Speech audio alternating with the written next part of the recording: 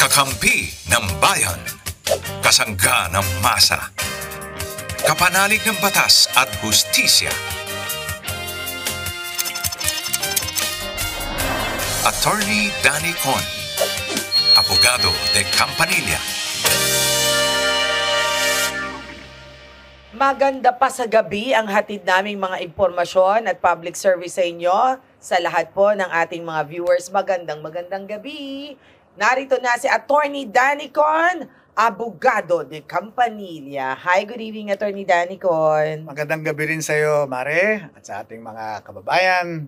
Magandang gabi po sa inyong lahat. At syempre, ako naman ang inyong Mare ng Bayan, Mare Yao, Kumare de Campanilla, Mare ng Bayan. Ayan. So anyway, sabi ko nga, marami silang mga impormasyon na makukuha sa atin today, Attorney Danny Con.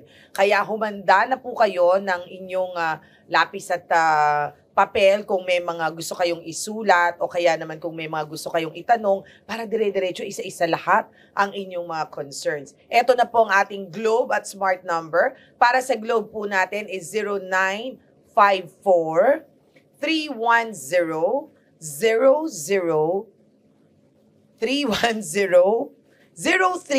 0331. Ayan. O yan. So tawag at text na. So sa ating Smart naman, Attorney, Ay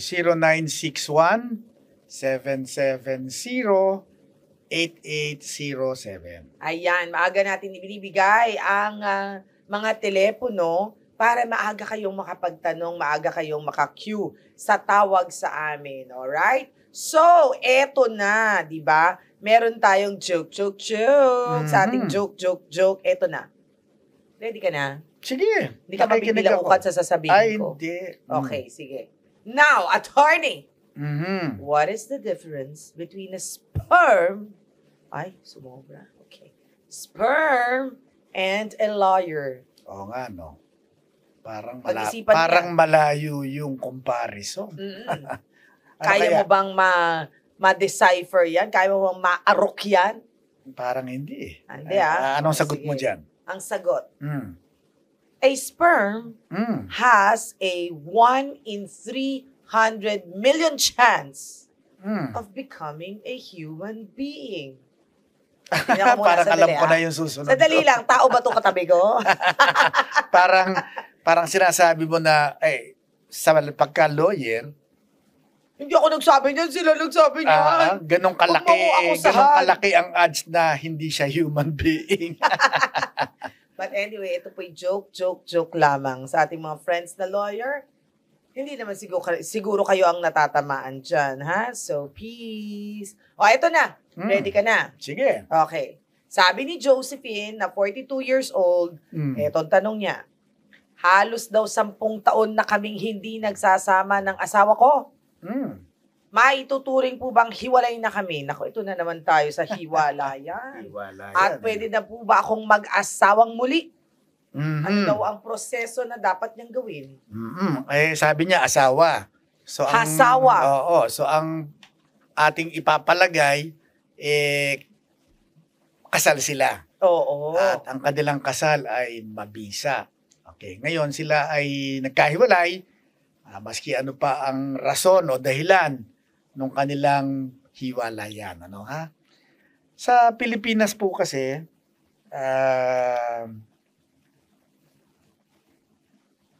Sa Pilipinas. isa-isa lang ang kasal. Isa-isa lang. Isa-isa lang. Okay. Hindi pwedeng 2, 3 sabay. Bawal. Ano, Pero ha? magmahal. Okay. Minsan 2, 3, pwede. At hanggat buhay po Mm. yung mag-asawa, Mm. sila ay mananatiling kasal sa isa't isa. Okay. Okay. At isa lang po ang paraan para sila ay makakalas doon sa kanilang... Grabe naman ang kalas na word. Makakalas. Makakalas, parang talagang doon sa kanilang kasal. Oh. Paano? Declaration na walang bisa yung kasal nila. Kasi hindi po kinikilala sa Pilipinas ang divorce. Malapit na. Sana. Akala natin malapit na yan 10 years ago eh. Pero hindi pa rin nangyari. Oo.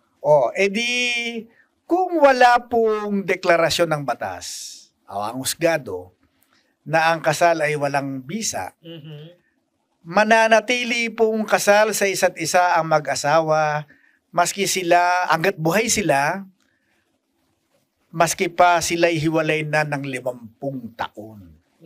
Ganun nga yun. Diba? Makakakawala ka sa iyong kasal, una, kung ikay mamamatay o ang isa sa kanila'y mamamatay, o pangalawa, idedeklara ng husgadong walang bisa ang kasal. Yan. Yun lamang dalawang paraan. Ngayon, siyempre, may mga abogado, mga mamamayan na malikot ang utak. Okay. Gaano kalikot ang utak? Paano nila iniisip? Ganon. Yung ba, attorney, ganun pa rin ba ang batas sa Pilipinas kung ako hindi na Pilipino?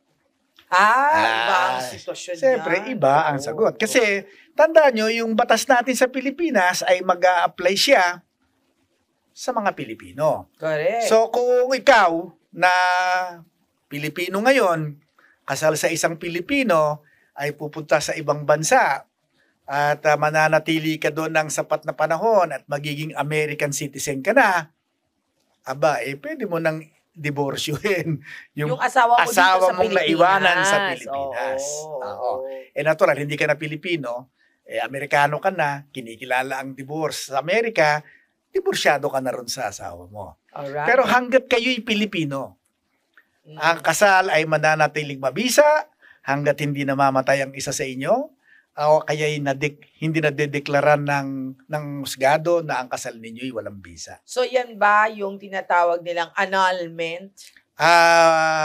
Ayokong gamitin yung, kasi yung annulment, ang ibig sabihin ng annulment, mabisa ang kasal nung simula, pero because of some circumstances ay pwedeng ipa-annul. Okay. Yung isa naman ay walang bisa ang kasal mula sa simula. Mula sa pool, walang bisa. Ang tawag namin doon, void ab initio. Kasi mula sa umpisa, mula sa simula, ay hindi naman talaga mabisa yung kasal. Uy, alam mo, magandang pag-usapan yan, attorney ha. Kasi masarap himay-himayin yan. Kasi sa totoo lang, pag hindi ka talaga marunong, although napakahirap, kaya mas magandang sumanguni na kayo sa inyong abogado, no? Kasi nga naman, maraming kondisyones yan. Although sa akin talaga, attorney ha, not for anything, sana magkaroon ng divorce. Sa akin lang, wag kayong bashers. Okay? Bakit? Kasi napaka-anti-poor ng annulment at nullity of marriage natin dito. Bakit? Ang mahal kaya ng ginastos ko dyan. Kaya nga may nadinig akong proposal. Ang mahal. Meron akong nadinig na panukala. Proposal. Mula sa isang grupo ng mga kababaihan. Yes. Sabi nila, baka po, attorney, mas maganda na yung kasal ay automatically mawawalan ng visa after 10 years. Unless renewed. Ayan. Kasi, pag automatically mawawalan ng visa yung kasal in 10 years, hindi ko na kinakailangang mag-file ng kaso. Okay. Para yung kasal, sabi nila, magtuloy, sila ngayon ang gagawa ng paraan para i-renew. At the moment na in-renew mo ang kasal, after a trial period of 10 years, that will be for life. May trial period. Pero ako, sabi ko, nung nadinig ko yung proposal na yon, alam mo, attorney, may mga pagkakataon na after 10 years, saka mo lang nakikita, ayaw mo na sa kanya. Bakit marigalit ka? Kasi parang araw-araw adobo ulam. Nagsawa sa Mare, ba't galit ka? Anong pinaglalaban mo, Mare? Hindi yung sa totoo lang yung sa akin. Kasi may personal pa. Hindi, kasi nga, sinabi mo talaga di ba? May personal talaga. Wala ako sinasabing wala ka pang personal. Ay, sorry po. Sorry. Booking na booking. Hindi, sa totoo lang, feeling ko kasi ang mahal. 1,000 yung ginagastos ng isang tao. pagka ordinaryong mamamayan At wala ano ka yun, ng libo. At hindi lang yun, wala ka pang katiyakan. Exactly. Paano kung nibubugbog ka na from head to toe? And Oo. pagkatapos, hindi ako butter. Ang- Huwag kayo tumingin sa akin. Imagine, kasi kung halimbawa, binubugbog ka ng Oo. asawa mo, ipapakulong mo yung asawa mo, pero kasal ka pa rin sa kanya. Yun nga ang sinasabi ko. Kasi parang hindi, it's really Kasal ka very pa rin sa unfair. kanya. Pero pag mayaman ka, ang bilis, my friends. Ng declaration Ng of declaration, duty. ay wala na kaagad kasal, may pera, alam na. Pero yung talagang dukhang-dukha, nako, naka-3 kabit na siya, naka-4 na, ganun pa rin. Hindi, kasal kaya pa yun rin. naman mga lalaki, bakit kasi may kasal pa eh? Ay, tingnan mo nga naman talaga naman. Hindi ba po pwedeng kontrata na lang na pipirmahan natin yan? Ay, may ganun talaga. Tapos pwede Oo. silang mag-withdraw from the contract Ngayon, kapag gusto nila. alam ko na kung bakit kinumpare sa sperm. Kasi dahil... Dahil hindi makatao. Hindi, pero hindi ba... Hindi Kung nagiging tao. mag-iisip ka, Oh, bakit nga ba meron pang kasal? At bakit nakikialam pa ang gobyerno dito sa relasyon personal ng isang lalaki at isang babae? kasi di ba, sige nga, ikaw sumagot niyan. Ikaw, Hindi, ikaw, anong... Tony. Ang pananaw ko merong something to do with the simbahan eh. Something hindi. to do with the No. forces of the church. Okay. Kasi kung babasahin mo yung ating saligang batas, kinikilala ng ating saligang batas na ang foundation ng ating society Correct. ay ang pamilya. Correct. Sa madalit sabi, kinakailangan protektahan natin yung pamilya. Ngayon, kung ang pag-aasawa ay a matter of contract, private contract, sa dalawang gustong magkaroon ng pamilya, ay hindi ito magkakaroon ng proteksyon. At madaling basagin yung pamilya. Kapag nag-away yung asawa, babasagin nila yung kanilang relasyon. Mhm. Masisira ang pamilya as an institution at lalala ang ating pamayanan. Naku, ang dami Okay, mga yun ang- kongresista, yun ang- senador, plastic. Plastic alert, plastic alert. Okay. Sige, Okay. ito na. Sige, pumunta na tayo sa iba kasi Sige. maraming tatamaan eh. Mhm. Okay. Si Dennis naman, 35 years old, galing Balara. Ano daw po ang Republic Act? May Republic Act siyang nalalaman. 8484. Mhm. At paano po ito na ikakabit sa abandonment of debt? Ay, meron siyang batas, 8484. Tinignan ko eh. Ano 8484? Ngayon, Ano ba yan? titignan natin dito sa Abandonment Google. of debt. Uy, sa kung totoo ano lang ba po. itong Republic Act 8484. Hindi naman kasi lahat na may memorize, di ba? Ah. Pag ikaw na memorize, ewan ko na. Walking Ay, encyclopedia oo. ka na, di ba? Ang sabi rito, Anong sabi? yung 8484 is an act regulating the issuance and use of access devices, Mhm. prohibiting fraudulent acts committed relative thereto. Ano ba yung access device? Ito po mga access device, ito po yung mga like a credit card, okay? O kaya yung ATM card. Yes. Na-access mo yung deposito mo sa bangko dahil meron kang ATM card. Okay? O na-access mo yung pagpapautang sa iyo ng credit card company dahil dun sa credit card. So parang may instrumentong nagagamit Okay. for it. Okay, Okay. so yung credit card at saka o kaya yung ATM, ang tawag natin dyan ay access device. Okay. Pero hindi lang po card ang access device. Meron pang iba pang mga paraan para makapag-access ka. Hindi lang utang, hindi lang deposito sa bangko.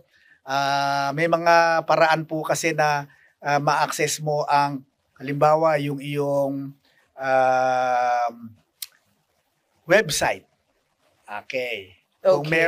merong kang ginawang device para ma-access yung website mo, ay access device din yon. Mhm. Okay. Hindi ko ngayon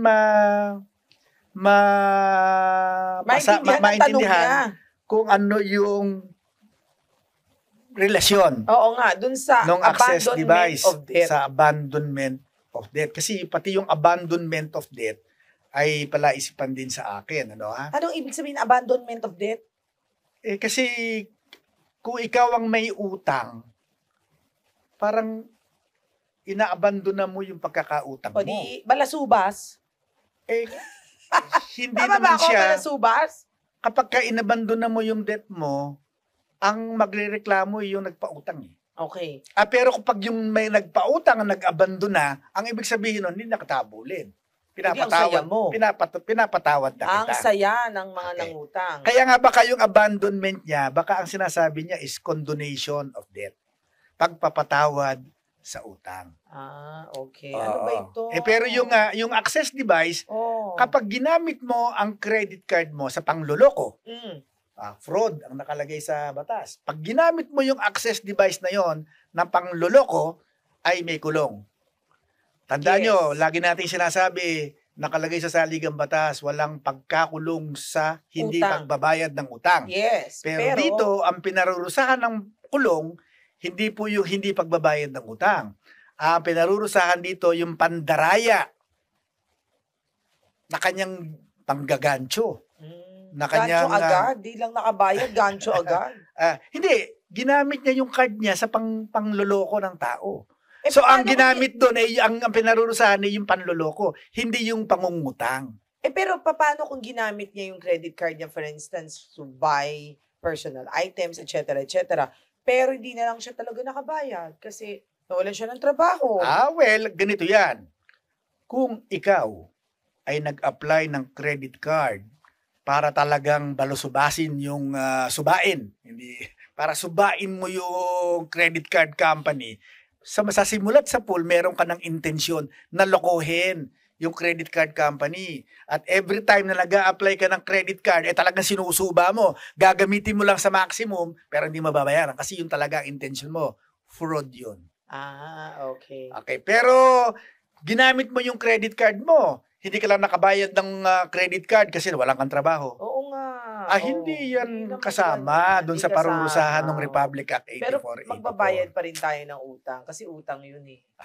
Pero yung kasing utang, siyempre, meron yang period of time para kolektahin nung nagpautang. Correct. Hindi pa pwedeng hindi ka kumibo ng 20 taon tsaka mo ako ngayon sisingilin, di ba? Oo. Meron ding ang tawag natin doon prescription. So nananalangin ngayon na huwag niya siyang singilin. Sige. Nawalag na. Ito muna si JB ng Navotas City ay may tanong sa atin, attorney. JB, magandang gabi. Good evening, JB. Magandang gabi po. Good evening po. Yes, JB. Anong tanong? Attorney, ko lang po, yung kapitbahay po kasi namin, laging nagiinuman at nagkakaraoke gabi-gabi. One time, napuno na po kasi ako, kaya binuhusan ko po ng tubig. Ngayon po, nirereklamo nila ako sa barangay. Ano po kaya yung pwede kong gawin or gagawin ko? Binuhusan mo ng malinis na tubig o reklamo sa akin hindi? sa barangay. JB, binuhusan mo ng malinis o binuhusan mo mainit na tubig? Basta binuhusan Malinis mo. naman po. Malinis naman. Okay. Malinis naman Hindi, pala eh. paano mo sinabuyan mo sila ng tubig? Yes po, attorney. So parang yung mga nagiinom ay yung mga nagkakaraoke nabasa. Baka nasira yung gamit, di naman. JB. Nawala JB. na. Baka ano lang. Hello po. Ayan, naririnig mo ko? Oo. Yes. Wala ka naman nasirang gamit nung sinabuyan mo ng tubig. Wala naman po. Ah. Nabasa lang po sila. Bakit Nabasa di mo sila. muna kinausap? Ba't sinabuyan mo kagad ng tubig, JB? Napuno ka Gabi-gabi na? na lang po kasi. Ay, gabi-gabi. Pero may sinabi ka sa kanya na ano ba, na wait lang, baka gabi na. Pang ilang beses mo na ba sinabi yon? Kinausap ko na po sila. And then, Anong sabi sa iyo po, nung kinausap mo? ulit lang din po yung ginagawa nila. And then, napuno na po ako. Na ganito, una kong tanong sa iyo, yung bang bahay ninyo ay residential? Meaning, kayo bang magkakapit-bahay ay puro residential? Residential po. Kasi kung nandun po kayo sa main road at ang mga katabi nyo yung mga restaurant, di commercial naman ang classification mo. Nasa residential naman po kami. Ah, attorney. residential. Okay. Sinubukan po ba ninyong tumawag sa barangay? Ayun. Hindi po nyo Sorry. nasubukan. Barangay. Sinumbong po ba ninyo sa barangay para yung barangay ang magsabi sa kanila? Opo, attorney. Anong ginawa ng barangay? Walang ginawa ang barangay. Nagkaraoke din. Hindi, akala ko sasabihin niya, sila nga po yung... Pinagsabihan lang po sila. Ano yun? Pinagsabihan lang po sila, attorney. Pinagsabihan naman pala ng barangay. Oo, kasi bawal ho yun pagka residential na mang-istorbo sila ng kapitbahay. Naku, may batas po na nagbabawal Dapat, dyan. alam ko mga hanggang 12. Parang gano'n. Tolerable Okay. pa. Oo. Ngayon, siyempre, hindi maiiwasan. Minsan, may party. Okay, kaya pinagbibigyan. Araw-araw may party. Pero kung araw-araw party, na sunod-sunod na Problema. gabi, nabubulahaw po kayo, Mm-mm. ay meron pong batas na nagbabawal dyan.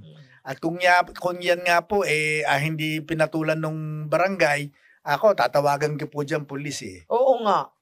At ang pulis ang magrereklamo ko at magdidemand ako na ipahinto sila. Ganun pa man. Nandun Na din. meron po kayong reklamo laban sa kanila dahil sila nambubulahaw. Pagka po yan hindi natin napigil, hindi naman po tayo pinapayagan ng batas na ilagay natin sa ating mga kamay Yun nga. ang pagpaparusa sa kanila. Mm. So dahil sinabuyan nyo sila ngayon ang magrereklamo. Kaya lang, datapwat, Ngunit. yan, dahil magkapit-bahay kayo, baranggayan muna yan. Oo nga. Hindi naman sila makakapagsampa ng kaso agad-agad sa husgado. Yan po, kung magsasampa sila ng complaint laban sa inyo, i-dismiss din po ng husgado yan at i-repair yan sa barangay para kayo po ay pagharapin Mediation. doon sa barangay at pagkasunduin. At nang sa ganun, mapag-usapan yung pambubulahaw na ayaw nilang tigilan. Teka muna. Ayaw magpaawat. JB. Oo. Ay, JB. Kumakanta ka ba? Yes po. Kumakanta ka rin ba? Hindi po ako marunong kumanta. Hindi raw marunong kumanta. Sabi ko Oo. kasi sabi ko sana, if you can't beat them, join them. Hindi, joke lang, JB. Pinapatawa lang Opo. kita. Pero hindi, JB. Pero yung saboy ng tubig kasi, kasi kung iisipin natin, ano bang kaso ang pwedeng isampa laban Oo sa nga. kanya? Hindi naman pwedeng physical injuries. Hindi nga. Kasi nabasa lang Nabasa sila. lang sila. So, mag-isip sila kung anong kasong isasampa nila. So, kung ako sa kanya, Diba? hintayin niya ulit magkaraoke, magpapulis siya a manos. Wala namang damage to property. Tinanong mo yung kanina. Oo, So, hindi wala. naman pwedeng sampahan ng malicious mischief. No? Yes. So, ano kayang kaso ang kanilang gagawin? Isasampa.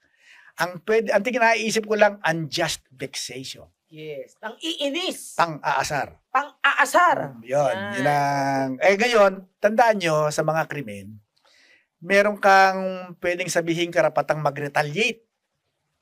Ano yun? Parang balikan mo siya, ganun. Dinidepensa mo. At that time, ayaw nilang tumigil Pinatitigil mo, ayaw tumigil. Parang nagkakaroon ka ngayon na gumaganti, parang nagre-retaliate ka lang sa kanila. At yun namang retaliation mo, ay hindi naman ganun kabigat kasi sinabuyan mo lang naman ng tubig. Kumbaga dahil sa bugso ng damdamin mo sa ginagawa nila, Yes. yan ang nagawa mo. Mm. Buti na lang sinabuyan mo lang tubig, friend. Buti Oo. hindi acid. Buti hindi asido. Huwag masyado mainit din ang ulo, ha? Pagka ganyan, tawag ka na lang ng pulis, sabi ni Okay. Atty. Danny, ha? Police po. Police. Attorney. JB, ha? Thank Mhm. you. Okay po. Thank you po. Okay.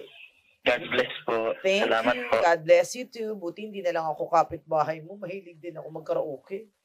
Ganon? Oo. Kahit wala na akong boss, karaoke pa ako. Talaga, eto na. parang hindi ko yata alam yan. Sabi naman ni Dave ng Caloocan City, pwede daw bang ireklamo ang eskwelahan na nagpapatupad ng no permit, no exam? Naku, ang daming makaka-relate, Kasi hindi. ako. Ikaw ba? Kasi alam mo, nung ako nag-aaral, high school, Minsan, Naku, matagal na panahon na yun, Oo. attorney. hindi pa naman kopong-kopong. Hindi ba? Pag wala akong, hindi ko nabayaran yung mga miscellaneous fees. Oh. Kasi scholar naman ako pero magbabayad ka din ng mga miscellaneous fees. Ang talino mo Pag pala, hindi scholar ka ka. nakabayad ng mga miscellaneous fees, hindi ka bibigyan ng permit para kumuha ng exam. So palalabasin ako ng teacher ko at doon lang ako uupo sa labas. Binigyan ka ba pang merienda? Hindi Wala rin. kung binigyan ako ng pamarianda, di pinambayad ko na ng miscellaneous fees. Ayun Okay. nga, no permit, no exam. Attorney, paano na yan? Yan ba ay makatarungan? Well, wala akong kasing matandaang batas. Parang iniisip ko ngayon, meron na bang batas on this? Kasi, nagpresidente rin ako ng isang private university. Ako, ang sinabi ko sa kanila, tama, meron tayong interest na makolekta. Pero anong gusto nyo? Hindi natin pakukuhanin ng exam yan. At pagkatapos ay bibigyan nyo ng special exam pagka nakabayad na. Di doble Test pa. doble yung trabaho ng teacher. Exactly. Okay. Sabi ko, bakit hindi na lang natin bigyan ng exam, i-correct ninyo yung exam, hindi lang natin siya ilalabas hanggat hindi nakakabayad yung bata. Ganun naman ata Parang ganun na ngayon. Oo, ngayon ganun na Parang Kasi ganun na. pag hindi ka nakakabayad ng kahit na anong miscellaneous, if I'm not mistaken, hindi ibibigay yung card. Hindi, pero ako, merong ngayong parang Ano ta? Kakain mo lang Merong ngayong batas na bawal, I think it's a DepEd Yes. So, na bawal na yan. na hindi bigyan ng transfer credentials yung bata kung gusto niya nang lumipat dahil sa wala na siyang pambayad Correct. doon sa eskwelahan. Para meron ng ganyang DepEd rule. Pero hindi ko alam kung tinatouch niya yung no permit, no exam. Tingnan nga natin yan, attorney. At Pero ang natatanda, natin yan. kasi ang nangyayari, yung bata hindi na maka-exam kasi wala nang pambayad. Sabi ngayon ng bata, sige po, hindi na, dahil wala na ho akong pambayad, dilipat na po ako sa public school. Pero para ho ako maka-enroll doon, pwede ho bang ibigay na nyo sa akin yung aking school records. Hindi niya ibibigay hanggat hindi mo binabayaran. Ayun, bawal yon. Bawal na ba yun? Yes, bawal na yon. Nag-issue na ang, I think, DepEd ng dyan. Magandang itanong yan, Magandang bawal itanong yun. yan. At saka yung no permit, kasi talaga ang dami ho talaga nakaka-relate. Hayaan niyo po, kukulitin ko si Attorney Danny Con tungkol dyan. Magre-research pa kami dyan kasi nga may mga bagong batas na lumabas. Baka may bago Oo, so babalikan namin kaya. Yan, promise yan. Kasi ito yung nalalapit sa sikmura, ika nga ng ating mga kababayang nakikinig sa atin. Sige. Okay, ito naman. Si Paul, 28 years old, kapag po bang sinabing persona non grata, anong nagawang pagkakamali at gaano kabigat ang parusa na ito? Wala po kasing batas na nagre-regulate dito. Ano ba yung persona non grata? Latin yan, parang dito, ikaw ay isang taong walang utang na loob, parang ganyan, ng grata grata. Ikaw ay isang taong inaayawan. Okay, inaayawan o kinasusuklaman dito sa lugar na ito. Okay, so persona non grata. Unang-una, pagka idineklara ka halimbawa ng isang bayan na persona non grata ka, naggawa ng resolution yung isang city at dineklara kang persona non grata, ano bang parusa sa iyo? Wala naman, kaya lang may mga benepisyo o pribilehyo na hindi mo makukuha mula ron sa syudad. Pero walang parusa yon. Pero makakapasok ka pa ba dun sa syudad or dun sa probinsya na yun? Baka dun sa City Hall. Pwede kang hindi papasukin. Pero hindi naman pwedeng gwardyahan nila ang buong lahat ng boundaries at entrances ng munisipyo para hindi ka makapasok. Ang pagkakaalam ko dati, dahil may mga artistang naging ganyan di ba? Bawal makapasok within the perimeters of the city, blah, blah, blah, blah, Baka ganyan. ganon. Oo, so may Ngayon, mga artistang ganyan minsan Ang sa tanong niya lugar. ngayon, ano ba dapat ang kasalanan niya? Well, dahil wala naman pong batas na nagre-regulate dito, ito po ay nasa diskresyon. Baka may nagawa siya, may nasabi, nung ganon. organisasyon o nung pong local government Yes. na magdedeklara sa kanya na siya ay persona non grata. Ayan. Nalilift naman yan eh. Di ba? Nalilift Sila yan. din ang maglilift. Sila rin yung maglilift. Pero wala pong walang batas na nagre-regulate. Wala din naman sigurong malaking kaparusahan na Ay wala kriminal talagang or kasi ang magiging parusa mo lang diyan ay yung kung ano yung magagawa noong organisasyon na nagdedeklarang persona non grata ka o nung city na nagdedeklarang persona non grata ka. Sa Pilipinas, kapag dineklara ka ng Pilipinas halimbawa, assuming na merong ganung meron na parang alam ko artista nga yung hindi ka bibigyan ng visa. Hindi ka bibigyan ng Hindi ka bibigyan ng visa papuntang Pilipinas. Ayan. Well, anyway, ang dami nating natutunan ngayong araw na ito. Sana po ay patuloy kayong sumubaybay sa amin. Pwede ho kayo mag-text, pwede kayo mag-call, may comments kayo o kaya may suggestions. Open na open po ang ating programa. Again, hanggang sa susunod po, muli nating pagsasama-sama at pag-uusapan pa rin natin ang tungkol sa batas. Attorney Danny Con, abogado de Campanilla, paalam na tayo. Oo nga, nako, tapos na naman ang araw. Maraming salamat po sa inyong pakikinig sa aming programa. Salamat, Mare. Sa susunod po nating pagkikita. Ayan, at sana napasaya namin kayo kahit may mga mabibigat na problemang dinadala. Ako po ang inyong Mare ng Bayan, Mare Yao. Bye everyone! Bye!